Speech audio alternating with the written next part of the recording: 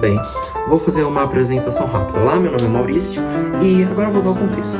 Bem, depois de eu ter feito meu último vídeo que relata os motivos da pobreza na África, recebi um artigo do irmão de um prezado amigo meu, que inclusive estuda na USP. Ele usou a autoridade da USP lá no artigo, fez tudo bonitinho. Obrigado por usar 1h30 para tentar me ajudar. Na melhor das intenções, de acordo com você. Por mais que você tenha me ironizado o que eu penso e o que você acha que eu penso, boa parte do artigo. Mas enfim. E eu li esse artigo e vi coisas que eu não concordava nem um pouco. Algumas um pouco, mas a maioria nem um pouco, com o irmão desse prezado amigo meu. Que iremos chamar de estudante da USP. Para evitar ficar caluniando nomes. Esse vídeo não é uma calúnia, entretanto, algum desavisado pode olhar para isso e falar: ah, é uma calúnia. E também ele não cita no artigo dele em nenhum momento, o meu nome. Acho justo, então, não citar o nome dele no meu vídeo. Pois bem, e não concordando com boa parte das coisas que ele fala, decidi fazer esse vídeo. Essa é a introdução, então vou tomar um café e aí a gente vai para a primeira parte do que eu discordo dele. Tentei colocar umas musiquinhas de cunho socialista no fundo. Se tiver um pam param pam pam pam pam pam tararam, aí é porque eu não consegui. Me desculpe, estudante da USP. Mas enfim, o primeiro argumento que ele usa para tentar atacar meu vídeo é as minhas fontes. Bem, realmente eu deveria ter usado mais fontes. Acho que eu fui um tanto quanto desleixado ao não usar tantas fontes. Mas a fonte principal, e que é confiável, tal qual eu vou demonstrar no vídeo, é o livro O Guia Politicamente Incorreto da História do Mundo, escrito por Leandro Narloch. Eu coloquei ele nos comentários do outro vídeo e vou colocar na descrição e nos comentários daqui de novo em PDF. Não se preocupe, não é pirata, é uma versão disponibilizada pela Lê Livros. Eu encontrei com 5 minutos de pesquisa. Enfim, ele usa um argumento clássico de Nicolau Maquiavel, o argumento ad hominem. Inclusive, Maquiavel recomenda ele. Do que se trata o argumento ad nominem?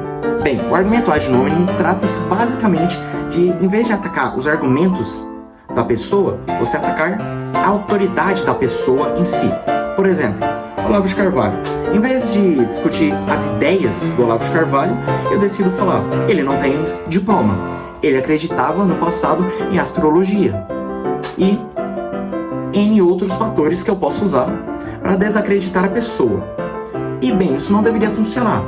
Entretanto, as pessoas tendem sobretudo no Brasil, a deixar as coisas pessoais demais.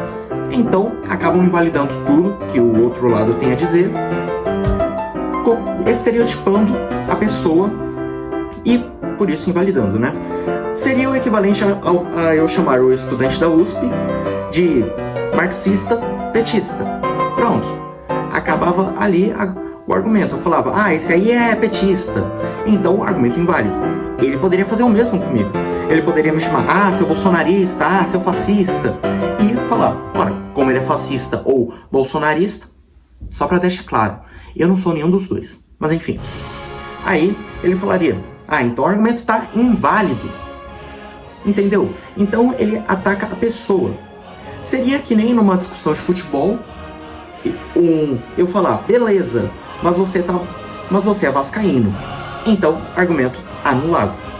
Enfim, ele usa esse argumento repetidas vezes, não apenas com Leandro Narloch, mas também com algumas fontes que eu não usei para o vídeo, como por exemplo o MBL. Eu particularmente não nutro tanta simpatia por ele, mas às vezes eu vejo Brasil Paralelo e, enfim, fontes similares.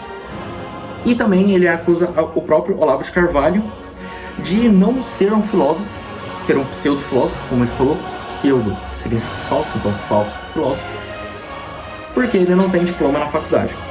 Ele não falou ele não tem diploma na faculdade, mas geralmente esse povo tende a fazer o Olavo, quer dizer, colocar o Olavo como alguém que não tem diploma na faculdade e, portanto, anular tudo o que ele fala. Mas enfim, eu falo. E, coincidentemente, O que ele usa para poder atacar a autoridade de Leandro Narloch é o fato dele também não ter diploma em História.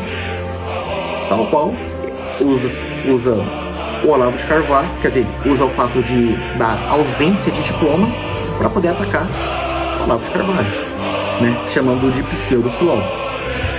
E, pois bem, se diploma é tudo aquilo que você precisa para você poder falar, então eu não poderia estar falando de história. Eu não tenho diploma em história, e muito menos faço faculdade. Sábios da Grécia Antiga, por exemplo, como Platão, Aristóteles, Sócrates, não poderiam falar hoje em dia, falar de filosofia. Por quê? Não tem diploma. A mesma coisa com Tucídides, que é inclusive o dito primeiro historiador. Inclusive, ele tem uma obra fantástica sobre a Guerra do Peloponeso. É um sonho meu ler ela, mas ainda não. Mas enfim, continuando.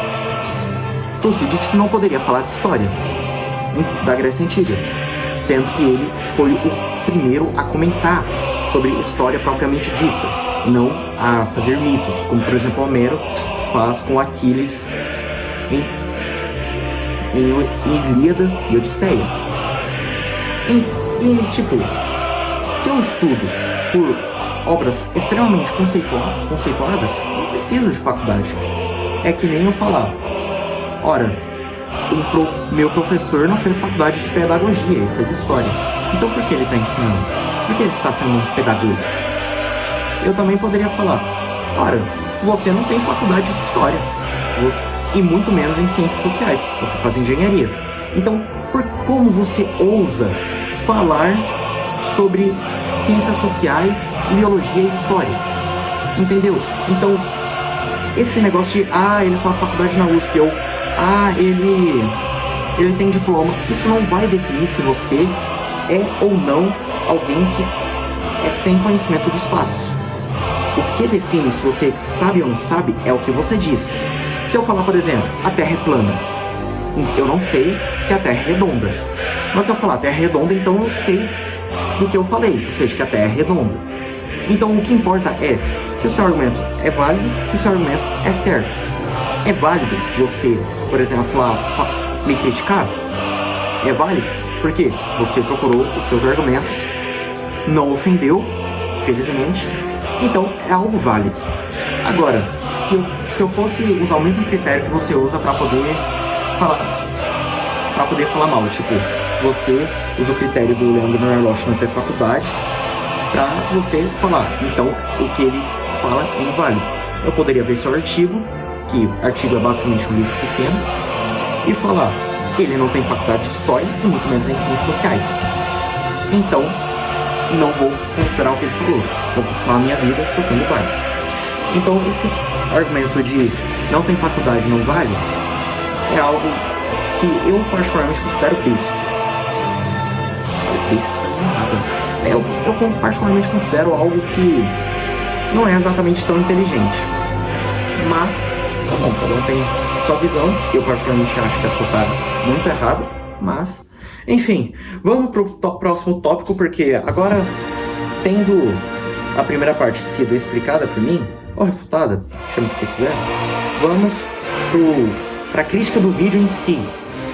Que isso sim era um argumento válido, porque você não estava atacando a minha autoridade, mas sim o meu argumento.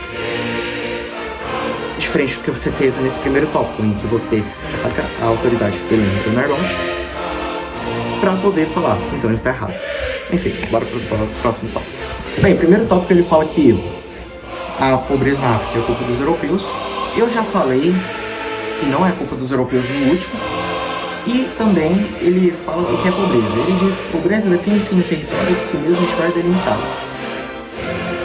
Cara, pobreza é quando você tem condições materiais precárias. Talvez nós estejamos discordando nesse aspecto, mas é porque, bem, a boa parte da África não tinha territórios delimitados e muito menos um Estado-nação. Uma nação, no caso. Então, eu posso ter interpretado errado e pensado, então eu acho que não tinha pobreza na África. E quando eu digo que pobreza na África começa em 1884, não é porque eu estou falando que antes não tinha pobreza.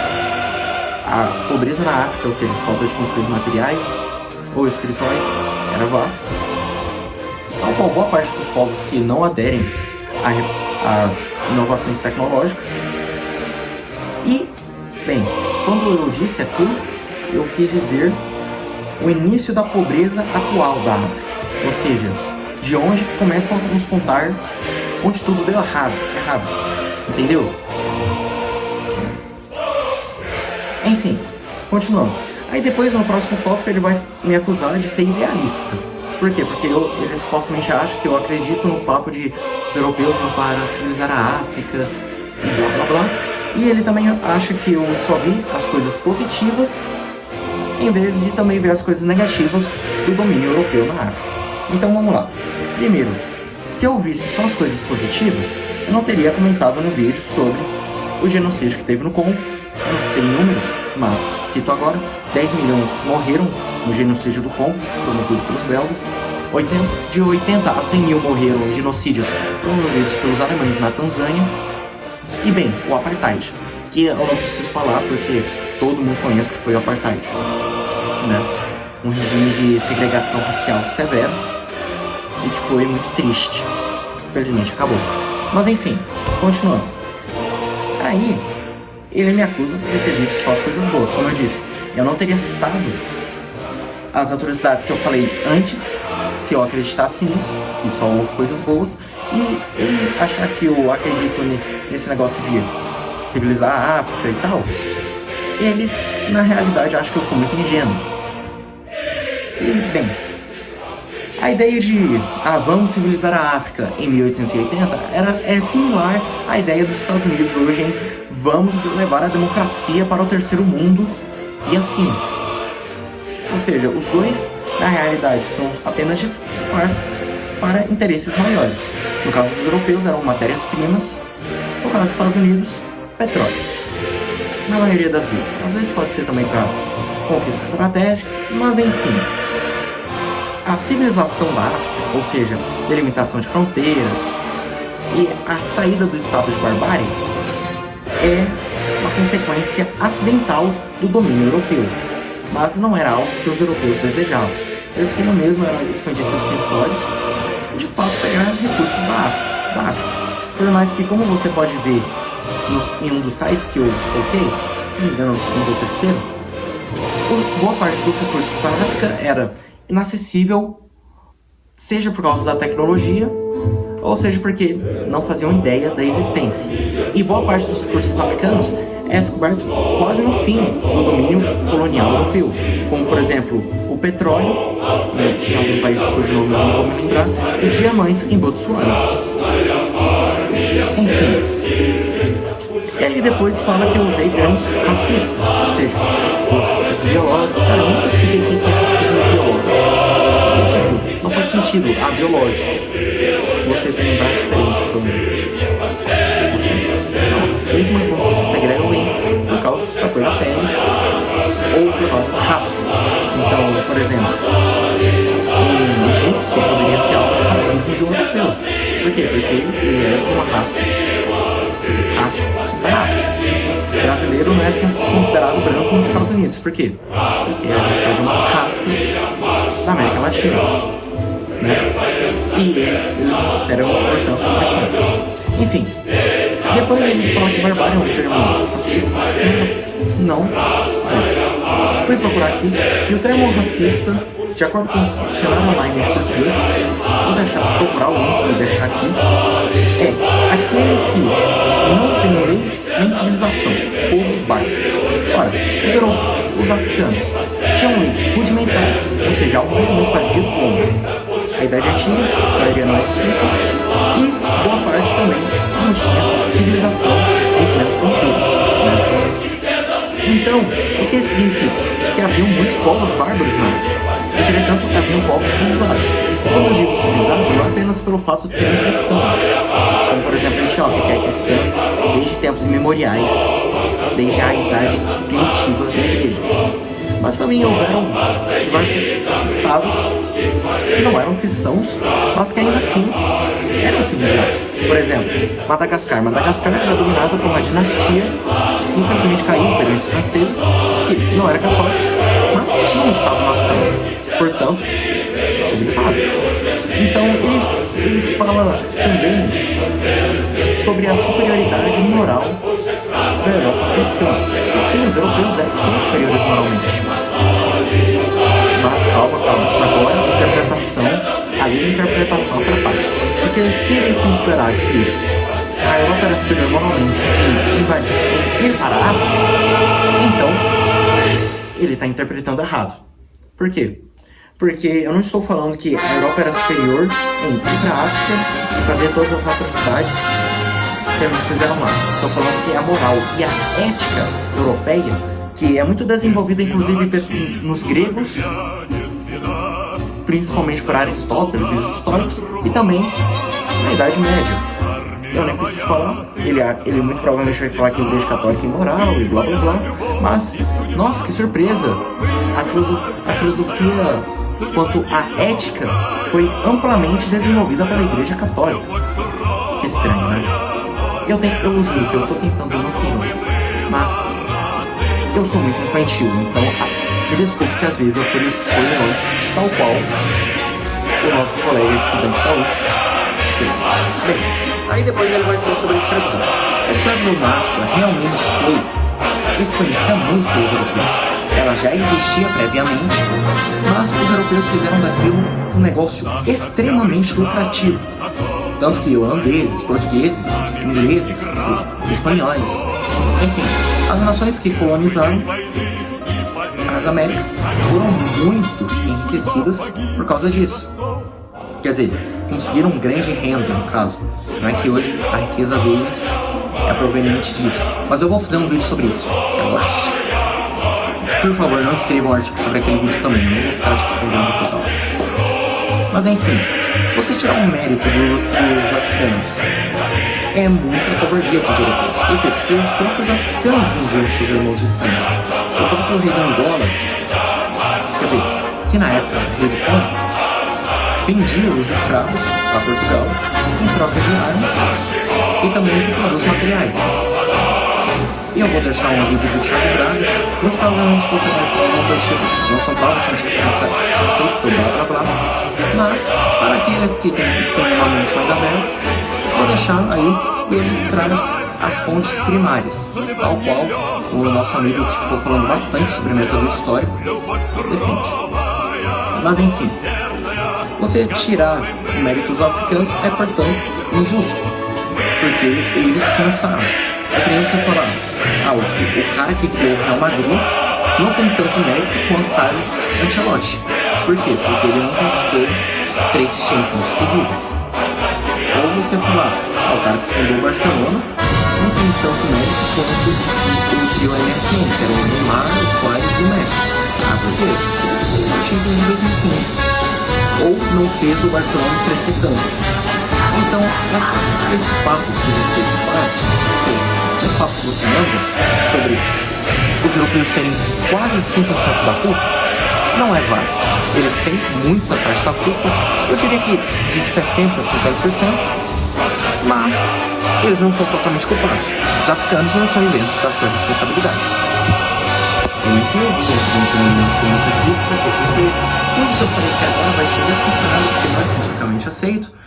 Não é aceitável e muito provavelmente se ele for fazer um vídeo, quer dizer, um outro artigo ou algum tipo de vídeo de resposta, áudio, coisa assim, ele vai falar mal das minhas fontes, claramente. E também provavelmente vai falar da minha dicção que não tá tão boa, enfim, N coisas, né? Mas ele também fala um negócio interessante, ele fala que houve genocídio na África de acordo com fontes científicas e verificadas. De fato, houveram genocídios na África. Por mais que ele aumente o número em 5 milhões, como eu falei, houveram sim genocídios que eu já comentei também, né? Mas você também não pode considerar que não houve benefícios na dominação europeia. Por exemplo, como destaca Duinan, que inclusive está em uma das fontes aí, tiveram benefícios, como por exemplo a supressão da guerra interafricana, a abolição do comércio interno de escravos e da própria escravidão. Então você vê que nem os africanos queriam a abolição da escravatura, porque eles lucravam bastante, né? o que faz referência já ao meu argumento anterior. Enfim, Cory Hill, em 1997, também destaca: houve até mesmo prosperidade econômica dos agricultores africanos, por meio de sua racionalidade econômica e empreendedorismo. As próprias elites, como destaca Jean-François Vallon, se beneficiaram do domínio europeu. Por mais, quer dizer, elites convergidas são elites africanas, ou seja, elites locais, se beneficiaram do domínio europeu. Por mais que não tanto quanto as elites europeias que vinham dos territórios europeus, mas ainda assim se beneficiavam muito. Enfim, você nota isso. E como eu disse no vídeo anterior, haviam, antes da descolonização, mais escolas, mais hospitais, mais infraestrutura, uma infraestrutura melhor no caso, do que 20 anos depois, em 1980, quando a África já estava totalmente independente. Ou quase totalmente, se você considerar alguns pequenos territórios, ilhas. Enfim. E logo depois, eu também queria fazer referência ao argumento da busca de riquezas, que eu já falei anteriormente, e eu quero destacar de novo. Bem, a Europa não secou os recursos naturais da África, como diz vários professores de história, né? Na realidade, boa parte sequer era conhecida na época, né? Como eu disse antes, então, bem, parece repetitivo e meio inútil, mas é bom eu sempre destacar isso aqui. E bem, agora sobre a culpabilidade marxista. Nesse parágrafo, o estudante da USP ficou o tempo todo me ironizando. Falou, um rodomor em cada perna, as Brasil Paralelo a like. Inclusive, as Brasil Paralelo. Assim, eu não vou jogar essa português, mas, pô, cara, é complicado, né? Mas enfim, ele diz que eu jogo toda a culpa sobre Marx e que, portanto, eu sou hipócrita. Bem, nem parece que ele viu o vídeo direito, porque eu falo claramente que, e pelo menos deixo a entender algo que requer interpretação, algo que também ele deveria ter identificado, porque ele passou na USP, que não é apenas o marxismo o culpado de tudo. E eu até fiz aqui uma listinha, deixa eu ver, a incompetência dos líderes africanos, como eu citei no caso de Gana, que inclusive eu consegui achar uma coisa aqui muito top, que vai refutar o próximo tópico dele de forma magistral. Mas, calma, né? Enfim, incompetência dos líderes africanos, o marxismo, como eu já disse, e as elites que adotaram ele, ou seja, elites militares, econômicas, políticas. Como assim elite econômica? Cara, elite, sim, ironicamente existe, né? E eu nem vou falar nada. E também parte vai para os europeus. Eu não disse que os europeus também não têm parte da culpa. Inclusive, se você considerar que os europeus são culpados porque a ideia do marxismo vem da Europa, então boa parte da culpa recairia sobre os europeus, né? Então, enfim, eu não coloquei aqui só uma fonte, né? E aí depois ele fala, não, eu vou te recomendar um livro, o Manifesto do Partido Comunista, e tipo, nem é como se eu tivesse lido ele já faz um tempão, se você reparar bem, dá pra ver que eu risquei ele pra caramba. Foram uns 2 anos atrás, inclusive, que eu queria alguma coisa pra refutar o marxismo, aí depois eu deixei de lado, decidi focar em outras coisas, algo que faz bem pra vida, inclusive, se você esquecer ideologia, esse negócio do marxismo, leninismo um pouco, vai ser muito benéfico.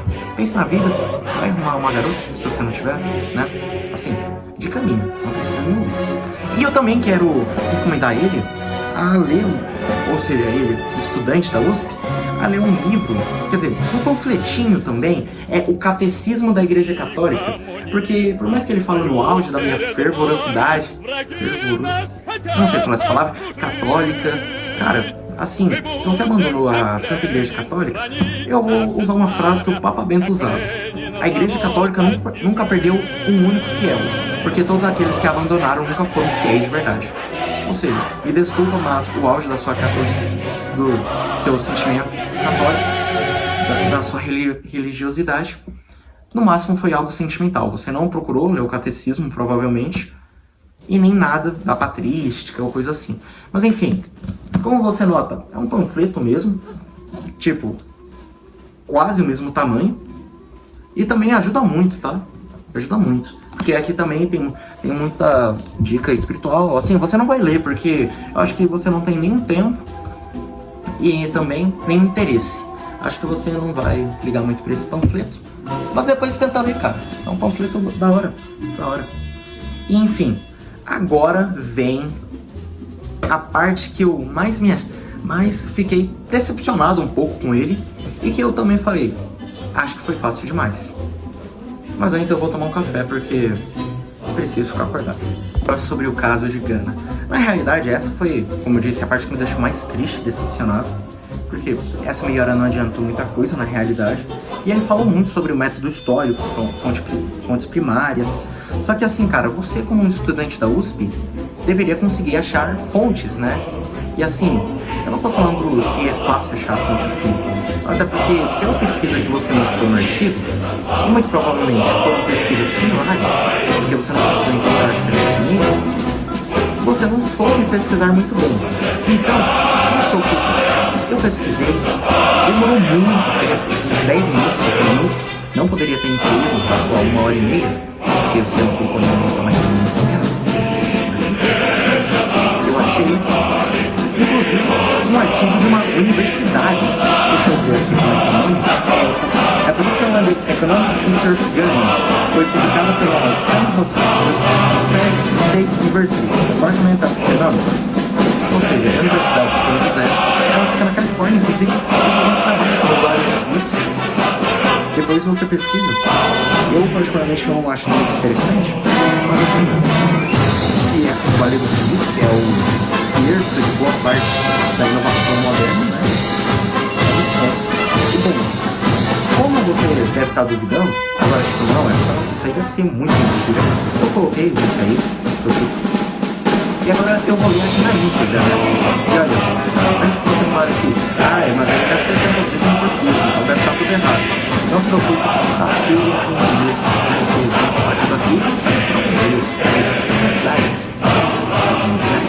e eu vou ler em português, porque minha pronúncia inglesa não é muito boa. Ó, uma fábrica de manga e tomate foi construída em Wendt, ou seja, a oeste, Western Ghana, em uma parte de Gana, com uma capacidade de processar 5.000 toneladas de tomate e 7.000 toneladas de manga por ano.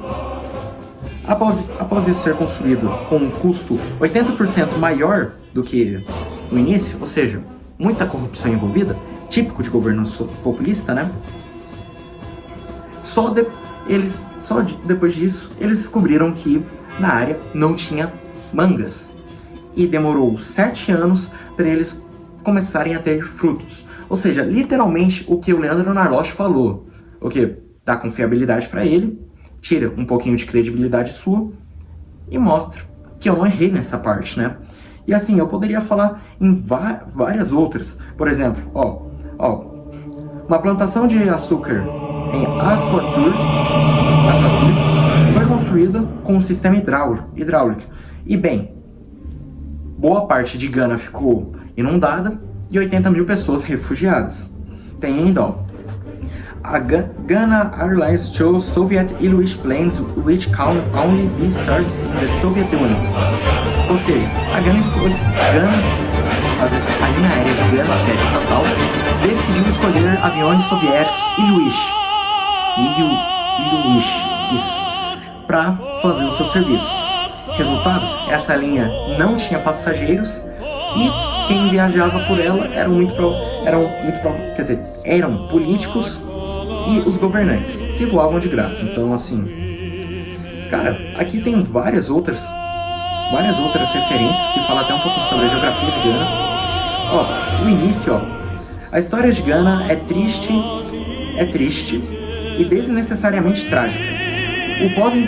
A história após a independência é algo não incomum, onde um líder carismático pega uma população, convence a população de uma fantasia em que demora décadas para se recuperar.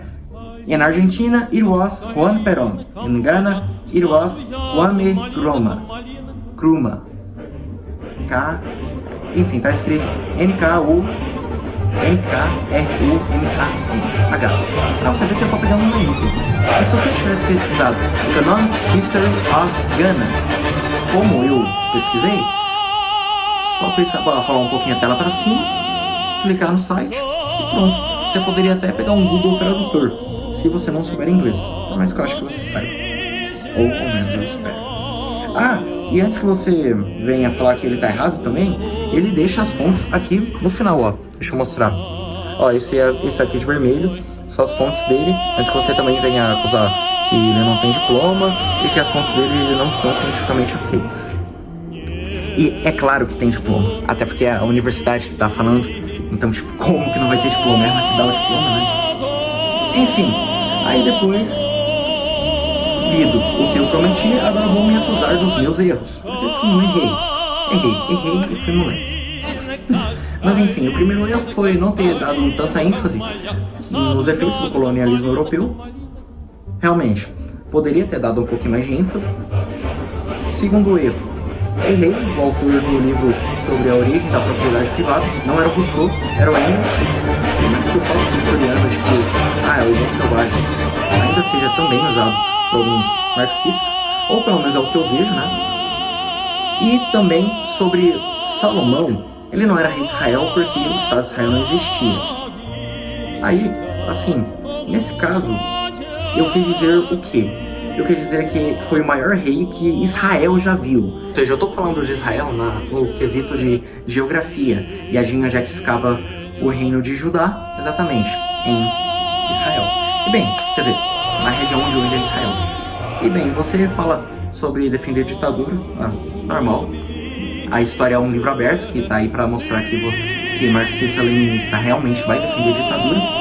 E bem, juro que tentei focar meus argumentos nos argumentos dele, tentei usar argumentos válidos. Se alguma coisa estiver errada, pode falar, provavelmente eu não vou responder, mas tipo, fale se eu tiver cometido algum erro grotesco. Aí sim eu falo, né? E eu ignorei algumas coisas, tipo, eles vão na morte do Olavo de Carvalho, ele deixa a entender que a Bíblia é falha, eu particularmente não acho, mas enfim. E também ignorei os avisos de meus colegas, de vários colegas meus, inclusive, quanto ao português do artigo. E eu particularmente não acho que seja válido eu ficar falando, o que ele disse é inválido porque ele não sabe escrever. Não, eu particularmente não creio nisso. Mas enfim, esse foi o vídeo, espero que tenham gostado. Se curtiu, se inscreve no canal. Essa foi a minha resposta. Vou deixar as fontes nos comentários. E agora, eu acho que eu vou jogar FIFA comigo. Falou!